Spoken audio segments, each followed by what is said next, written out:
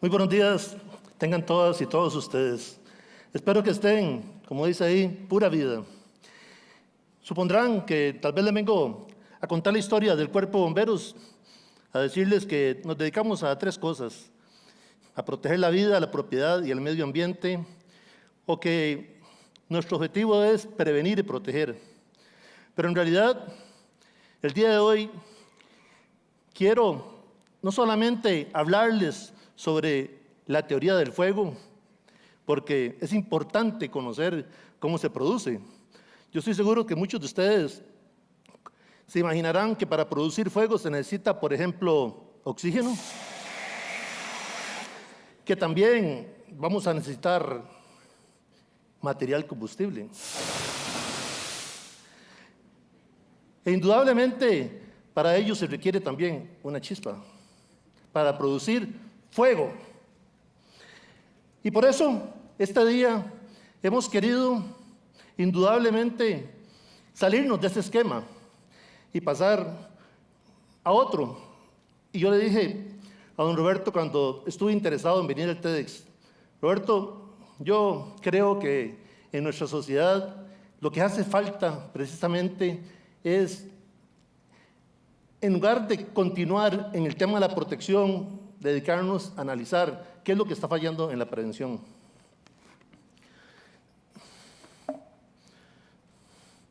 Y para ellos quisiera empezar relacionando el tema con esta frase.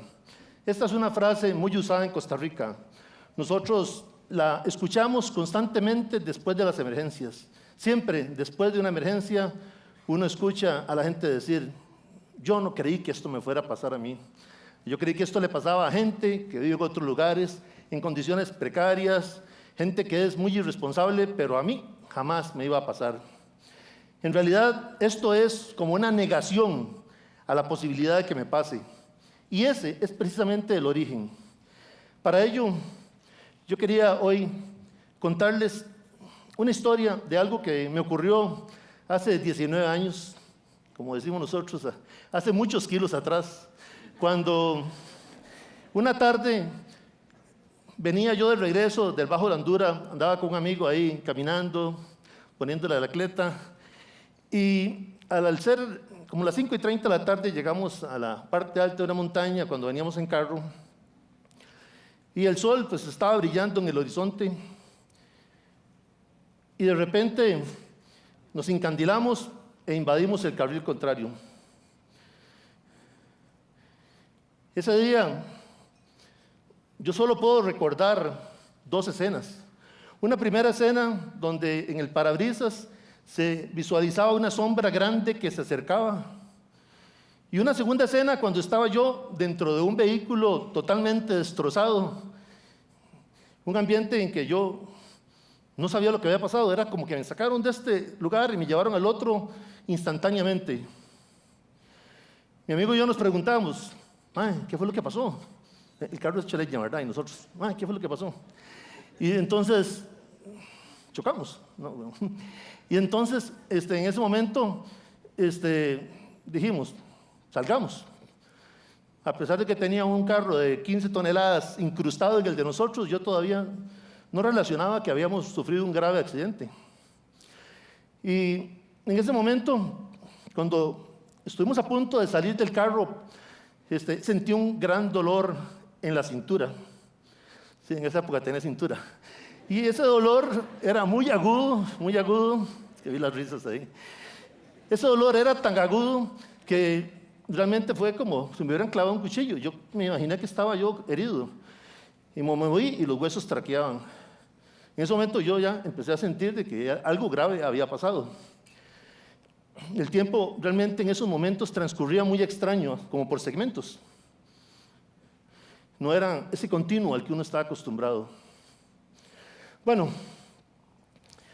llegué al hospital. En el hospital se confirmó, sí, fracturas de cadera y otras heridas más ahí, múltiples heridas.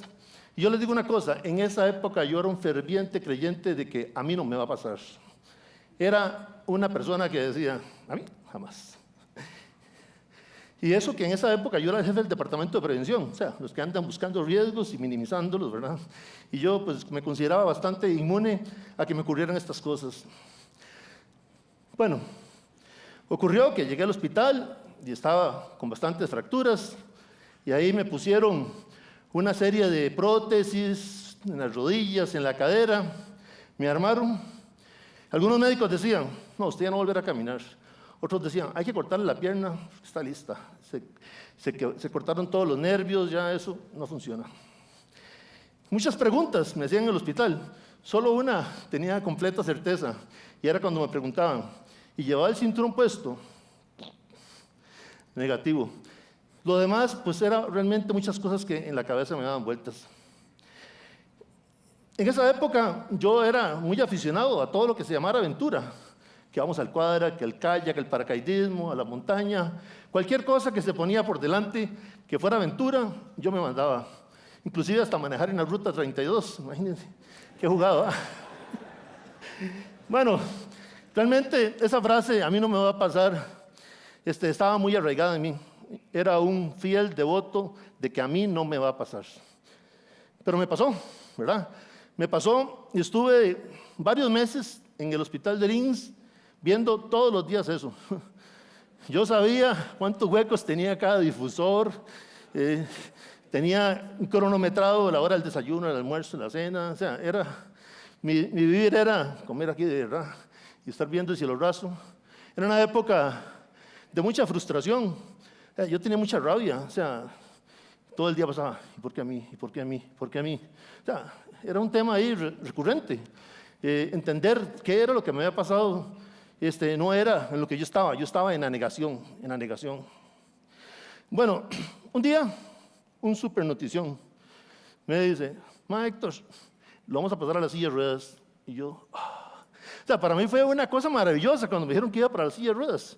Entonces, le arrimaron la silla ahí, y rapidito me monté en la silla y me dijeron, quédese quedito, ahorita venimos por usted, vamos a sacar a aquellos primero. Y yo no, ¿verdad? Jalé rapidísimo, desesperado, buscando el sol, el viento, el calor, o sea, ver árboles, o sea, cosas que uno realmente las ve todos los días, pero cuando lo privan de eso, es otra cosa. En mi desesperación de llegar al patio, me equivoqué, agarré para su lado. Y cuando llegué a un salón, digo, me perdí. Me encontré una serie de personas, todos muchachillos de 20 y resto de años, acostados, y yo me animé a ingresar un poco para ver qué era lo que estaba pasando. Y vi que babeaban, que las moscas les pasaban y las espantaban, y yo ¿qué digo? ¿Qué es esto? Y eran todos cuadriplégicos, carajillos de 20 y resto de años. Ya comencé a preguntar, le habían pasado accidentes muy, muy parecidos al que me pasaron a mí. Y yo dije, inclusive accidentes menores al que me pasó a mí, y estaban cuadriplégicos. Entonces yo dije, aquí hay algo raro. Yo ando ahí quejándome por el dolor y por la tristeza y que no voy a hacer esto. Los brazos me sirven, una pierna me sirve, o sea, el cerebro más o menos me sirve. Entonces yo digo, ¿qué pasa aquí? Hay algo que no está. En ese momento yo creo que empecé a entender una de las lecciones más importantes, y que es el factor común de muchas emergencias, y es el aceptar. Y aceptar que me puede pasar no es una cosa fácil, porque les digo que lo vivimos todos los días. Aceptar que a uno le puede pasar no es algo fácil de decirlo. Tal vez fácil de decirlo, pero no fácil de interiorizarlo. Y yo decía, estos muchachos cuadriplégicos no se dan por vencidos, siguen adelante, la siguen pulseando, y ahí están. Y yo, ahí, llorando porque me quebró la cadera. Bueno, jalé para el patio finalmente, y ahí, para el que no quiere caldo, 2 tazas, tome. Me encuentro un señor ahí, negro, grandote, de limón, y me comenzó a hablar, ¿verdad? Me pidió que le marcara el teléfono, y ahí pues entramos en conversación, y le digo, ¿y qué le pasó? ¿Cuánto tiene de estar en la silla? Me dice, 65 años. Me dice que a los 17 él tuvo un accidente allá en los ferrocarriles, llevaba 65 años de estar en silla de ruedas. Ya tenía llagas en las nalgas y por eso es que estaba ahí, para que le curaran las nalgas. Entonces yo en ese momento dije, sí, definitivamente hay que aceptar. Y me ocurrió algo raro. Ese día, la frustración, la cólera, el enojo, todo para abajo. Ya en la tarde yo era otro. O sea, había aceptado lo que me había pasado de una forma pues impactante para mí, porque contrarrestar el caso de uno con el de otro tal vez no es lo idóneo, pero a veces son las cosas que nos llevan a la realidad. Vino un proceso ahí de recuperación, de la cama a la silla de ruedas a la andadera, de la andadera a las muletas, de la muleta al bastón. Y fue un proceso donde mucha gente me ayudó. Por ahí está mi mamá en algún lado. Y tuve que repetir la lección de otra vez volverme a enseñar a caminar, ¿verdad? Y entonces, en ese proceso, yo conocí gente que realmente tiene mucha voluntad y tiene mucho carisma. Gente que, pregunto yo, ¿quién estaría dispuesto a limpiar el trasero a un desconocido? A los que están al lado suyo, a la izquierda, le limpiarían el trasero. Y además, los motivarían a seguir adelante. Póngale, diga, siga adelante, no se rinda. Realmente hay gente con una vocación increíble que lo motiva a uno a seguir adelante y tienen eso. Ahí aprendí, indudablemente, una lección muy importante, la humildad. ¿Por qué? Porque nos creemos autosuficientes, doña toda, pero cuando usted tiene que esperar a que alguien le traiga el cacho para que orine, usted dice, suave, aquí no hay gente tan autosuficiente como uno cree. O sea, dependemos de los demás. Nadie es autosuficiente. Y el que se lo crea, yo creo que están graves problemas. Y probablemente en nuestras vidas nos toca querernos autosuficientes, pero la realidad es que eso no existe. Bueno, pasó el tiempo, volví a la oficina, y en la oficina yo era, todo pasa por mí, el jefe, el más indispensable ahí, el que todo lo tiene que ver. Y qué sorpresa para mí, todo continuó normal. El trabajo se hizo día a día, nada se atrasó. Con suerte se lo hicieron mejor, ¿verdad? Y entonces yo dije, ¿qué pasó? No que yo era ahí, no. Nadie es indispensable. Nadie es indispensable. Y eso fue una lección que yo la aprendí ahí viéndolo. Y yo pienso, está bien, nadie es indispensable. Y eso es lo correcto. Por supuesto que es lo correcto. El mundo no puede depender de personas. No puede depender de que si alguien se muere, todo se acabó. Eso es lo correcto, que las cosas continúen. Y cuando uno no acepta eso, vive una contradicción con el mundo, porque eso no es lo correcto. Y eso no es lo que da la felicidad.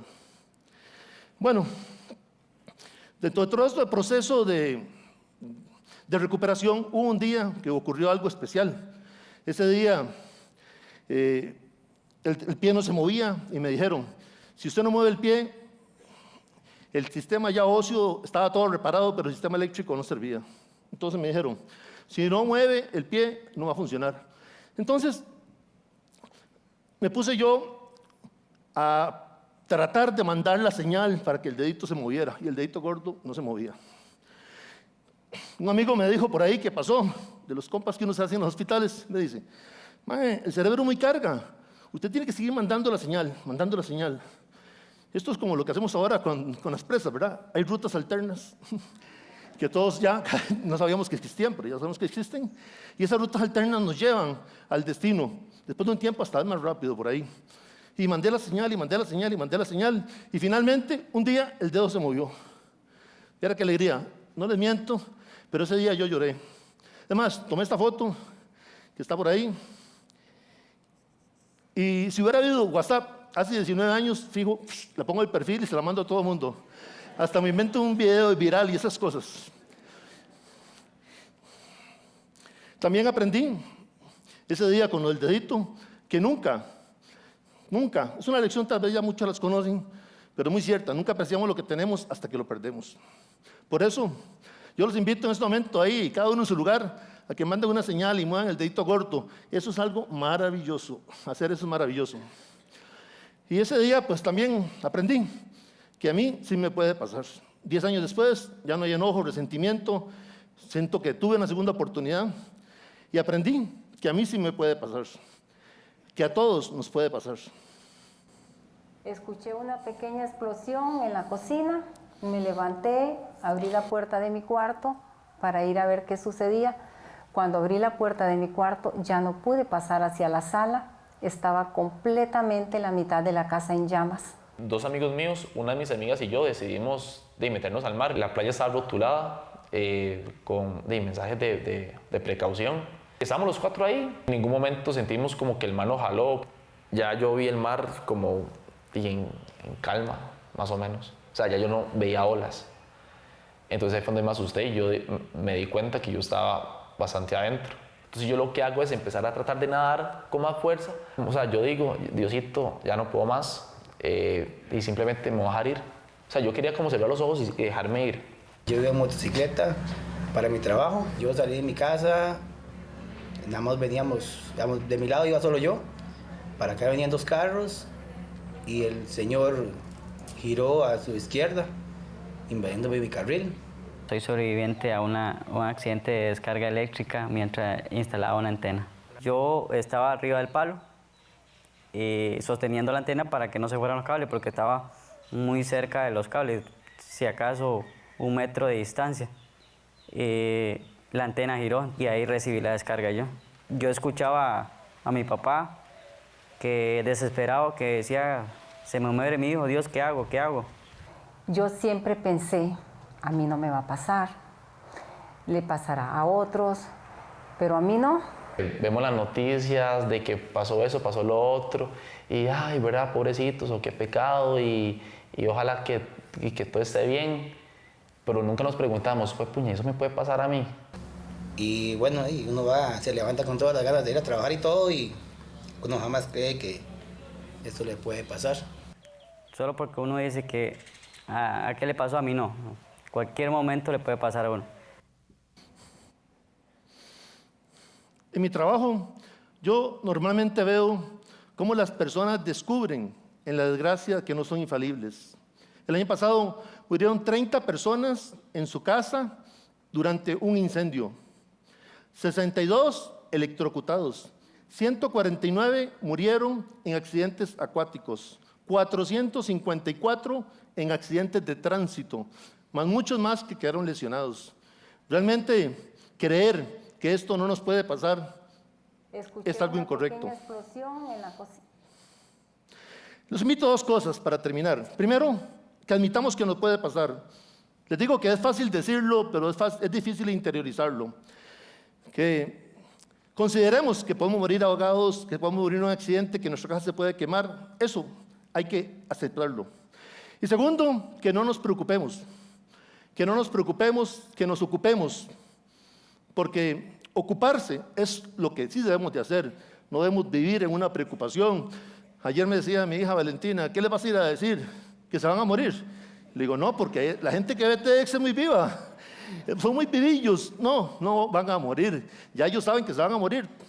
Lo que les voy a decir es que no deben anticipar su salida de este mundo. Y segundo, que no deben ser una carga para alguien más. Esas cosas son las que yo creo que vale la pena saber. Y entonces, tomemos acción, pongamos un detector de humo, identifiquemos las salidas, pongamos un extintor, enseñémosle a alguien a marcar y dar la dirección de la casa. Tomemos acciones que realmente nos lleven indudablemente a minimizar. En el Cuerpo de Bomberos de Costa Rica, amamos lo que hacemos para cuidar lo que ustedes aman. Muchas gracias.